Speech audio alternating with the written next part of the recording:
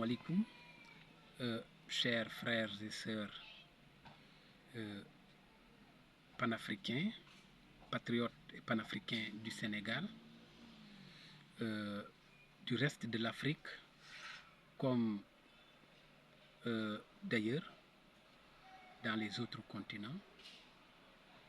Nous vous présentons nos salutations les plus respectueuses, les plus cordiales, les plus amicales. C'est votre frère Aliou Diédhiou, responsable politique de Pastef Ziguinchor et conseiller municipal de la mairie de Ziguinchor.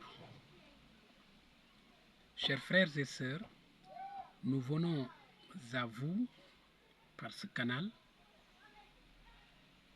parce que nous avons jugé nécessaire d'installer un cadre d'échange, de réflexion, de partage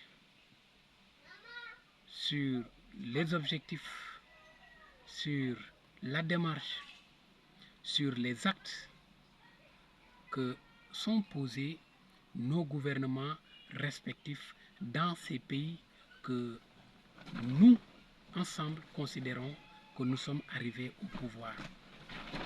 Ce qui est une victoire parcellaire, oui, mais pas des moindres, parce que c'est le début d'un long processus qui nous a permis d'arriver à ce niveau.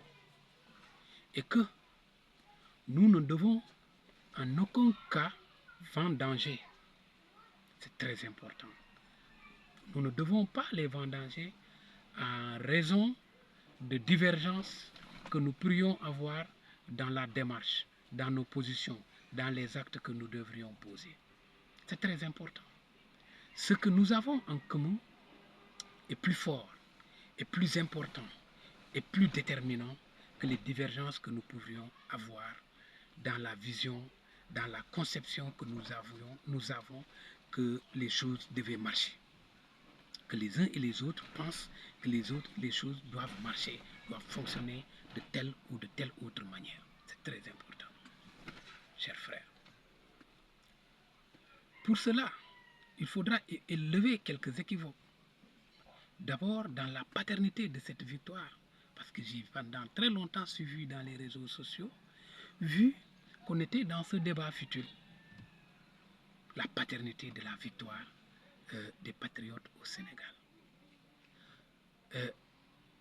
Au nom de tous les patriotes, j'ose dire qu'aucun patriote avec des idées éclairées ne considère que cette victoire est une exclusivité des patriotes et panafricains sénégalais. Non, c'est une victoire qui nous est commune à tous. Parce qu'à un moment ou à un autre, dans une situation ou dans une autre, des patriotes sénégalais, des patriotes africains, c'est-à-dire originaires des autres pays de l'Afrique, ou sinon même des autres continents de l'Europe, de l'Asie, de l'Amérique, du monde entier, c'est-à-dire des gens épris de liberté, ont élevé la voix pour que les choses penchent favorablement en faveur de Pastef, ce qui nous a permis d'avoir ce résultat aujourd'hui. Je ne parle pas de nous Sénégalais, mais de nous tous panafricains. C'est aussi la même chose, il faut le reconnaître, qui s'est passé dans les pays de l'AES. S'ils sont arrivés à cette situation, s'ils sont toujours là, ces régimes qui sont là aujourd'hui, c'est parce qu'à un certain moment, les populations dans les pays africains, dans le reste du monde, se sont soutenues, ont élevé la voix pour qu'ils puissent rester. Ils leur ont permis de gagner ce qu'on appelle communément dans le jargon politique la bataille médiatique. Les populations étaient acquises à leur cause. Donc, là n'est pas un point de divergence. Ça ne devait souffrir d'aucune divergence, d'aucun débat. L'autre équivoque qui est à lever est que il faudrait qu'on soit bien éclairé que le processus politique qui a permis aux patriotes panafricains du Sénégal d'arriver au pouvoir n'est pas le même processus que celui qui a permis aux panafricains d'arriver au pouvoir au Mali, au Niger et au Burkina. L'histoire politique a une différence à un certain moment donné. La tradition politique, la tradition de combat, si je peux l'exprimer ainsi, n'est pas la même. Et qu'il serait très important que nous autres, bien qu'ayant des traditions, des visions, des démarches, des conceptions de combat différentes, il faudrait, comme l'a dit son Excellence le Premier ministre Ousmane Sonko lors de sa sortie au Mali, qu'on puisse respecter, la méthode, ou sinon les méthodes des uns et des autres. La méthode, ou sinon, pour parler simple, la manière dont aujourd'hui les patriotes au niveau de l'État du Mali fonctionnent pour arriver à ce résultat que nous voulons tous ensemble, qui nous est commun, n'est pas la même que le processus que le gouvernement du Sénégal, aujourd'hui dirigé par les patriotes, suit. C'est bien évident. Cela veut dire que si une certaine personne voudrait critiquer les actes que pose le gouvernement du Sénégal, sa démarche, à partir de la conception qu'elle a de la démarche qu'on devrait emprunter, vous voyez ce que cela pouvait faire. Ça risque de fausser la donne. L'essentiel, c'est qu'on soit tous d'accord que ce que le président, le Premier ministre Ousmane Sonko avait dit lors de sa visite au Mali, avait dit que cela soit partagé de nous tous, que chaque pays respecte les autres dans leur démarche et que nous tous, nous puissions comprendre que nous ne pouvons pas avoir plus de divergences qu'en avaient les Européens. Nous ne pouvons pas aussi tomber, pour renchérir, nous ne pouvons pas aussi tomber dans les mêmes divergences qu'avaient nos ancêtres, il faut le dire, lorsqu'il s'agissait de faire face aux velléités occidentales, de faire de l'esclavage, de la traite négrière en Afrique, lorsqu'il s'agissait de coloniser l'Afrique, il a été prouvé que certains de nos parents ont résisté, mais aussi certains de nos parents ont collaboré parce qu'ils avaient d'autres conceptions, d'autres visions. Et pour cela, nous devrions aujourd'hui tirer ces leçons et d'éviter de se lancer dans cette divergence qui ne mènerait à aucun résultat.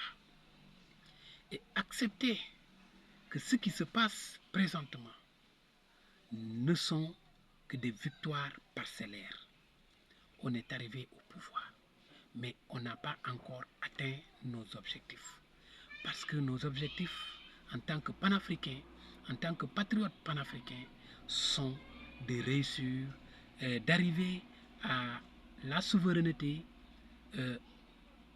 dans tous les domaines politiques, économiques de toute l'Afrique. D'arriver à rehausser ou bien de retrouver la dignité de l'Africain ou sinon de l'homme noir au-delà. Donc c'est très important qu'on ne ramène pas le débat entre panafricains dans des critiques futiles qui portent sur les démarches. Je pense bien que cela n'exclut pas les remarques. Mais aujourd'hui, au point où on est, en tout cas, nous devrions ouvrir les yeux et voir que c'est grave et que ça risque de tourner à une désillusion. Ça risque d'être grave. Donc, autant conserver les acquis que nous avons et ensemble, faisons confiance aux uns et aux autres en s'entraidant mutuellement pour qu'on puisse arriver à la victoire finale qui est donnée à l'Afrique toute sa souveraineté dans tous les domaines. Pour terminer, c'est un appel que je lance à tous les panafricains. Je reviendrai dans d'autres vidéos pour prendre le débat thème après thème, surtout pour parler de la marche politique dans chacun de nos États qui a permis aux différents États aujourd'hui que nous, patriotes africains, considérons comme les tiens, cette démarche politique qui nous a permis d'arriver au pouvoir. Parce que ce n'est pas une démarche, ce n'est pas anodin, ce n'est pas tombé du ciel, c'est tout à fait une démarche qui a démarré, qui a commencé depuis nos ancêtres et qui est aujourd'hui le résultat. C'est le résultat de ce que nous avons aujourd'hui. Ce qui s'est passé au Mali depuis les indépendances a permis aujourd'hui à des panafricains d'arriver au pouvoir. Ce qui s'est passé au Sénégal a commencé depuis la période des indépendances et aujourd'hui le résultat là c'est le fruit de ce que d'autres ont commencé et ainsi aussi pour le Burkina Faso. Donc bien que ce ne sont pas les mêmes événements, mais disons quand même nous avons en commun cette particularité dans la démarche, mais aussi ce résultat que nous avons en commun, qui est l'arrivée des patriotes au pouvoir dans tous ces États qui doivent aujourd'hui se tenir ensemble comme un seul homme, un seul mouvement pour permettre au reste de l'Afrique de se libérer. Et c'est pour cela l'appel qu'on lance enfin et de dire aux autres panafricanismes qui sont dans les réseaux sociaux de se ressaisir parce que ce jeu que certains se prêtent ne vaut pas vraiment la chandelle. Merci.